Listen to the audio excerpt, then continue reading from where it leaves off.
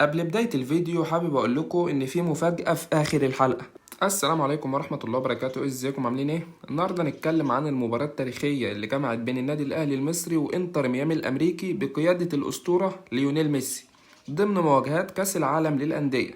طبعا المباراة كانت قوية جدا من الطرفين، لكن اللي لفت الانتباه هو اداء النادي الاهلي القوي جدا. فريق منظم دفاعيا وهجوميا، لعب على تفاصيل صغيرة وخلى نجوم انتر ميامي يجروا ورا الكورة طول ال90 دقيقة تحديدا، يعني الشوط الأول. وبعد صفرة النهاية اتجهت كل الكاميرات والميكروفونات ناحية القائد الأرجنتيني ليونيل ميسي، اللي قال تصريح ناري جدا. قال الأهلي فريق قوي جدا ومنظم دفاعيا وكمان هجوميا، وعندهم شخصية داخل الملعب، واحنا بصراحة محظوظين اننا خرجنا بتعادل من المباراة، والأهلي فعلا هو أكبر نادي في قارة أفريقيا. تصريح ميسي ده مش بس إشادة بالأداء، لكن كمان اعتراف من أحد أساطير اللعبة بتاريخ وعراقة النادي الأهلي. المباراة طبعا كشفت قد إيه إن الأهلي كان جاهز للمنافسة.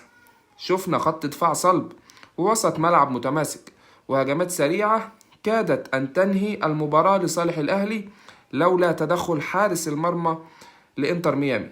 وخليني أقول لكم، لما ميسي نفسه يخرج ويقول الكلام ده فدي طبعا شهادة تقدير كبيرة مش ممكن أي حد يشتريها. شهادة تؤكد إن الأهلي مش بس بطل قارة، لكن نادي عالمي بجدارة. الأهلي بيأكد يوم بعد يوم إنه مش رايح يمثل إفريقيا بس، لأ ده رايح يمثل أفريقيا كلها، وكمان ينافس على اللقب.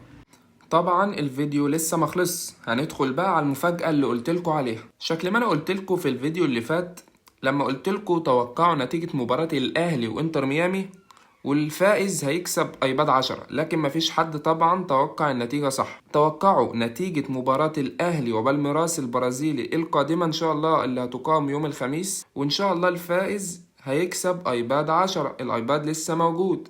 ايه بقى الشروط؟ الشروط كالآتي: اول حاجة هتقول مين الفريق الفائز، دي اول حاجة، سواء الاهلي او بالميراس. تاني حاجة هتقول الفريق الفائز فائز بكام هدف. تالت حاجة وتالت شرط هتقولوا الاجوان هتيجي في انهي شوط، وهم دول التلات شروط. وطبعا انا استعرضت الايباد في الفيديو اللي فات لو انتوا حابين يعني تشوفوا الايباد عامل ازاي، وقلت كمان مواصفات الايباد وكل حاجة عنه في الفيديو اللي فات. لو انتوا حابين يعني تشوفوا الايباد ارجعوا للفيديو اللي فات وشوفوا كل حاجة، عشان مش هينفع بس اعرضه كل شوية. وبس كده، لو عجبك الفيديو ما تنساش اللايك والاشتراك في القناة عشان يوصلك كل الحلقات الجديدة والمميزة.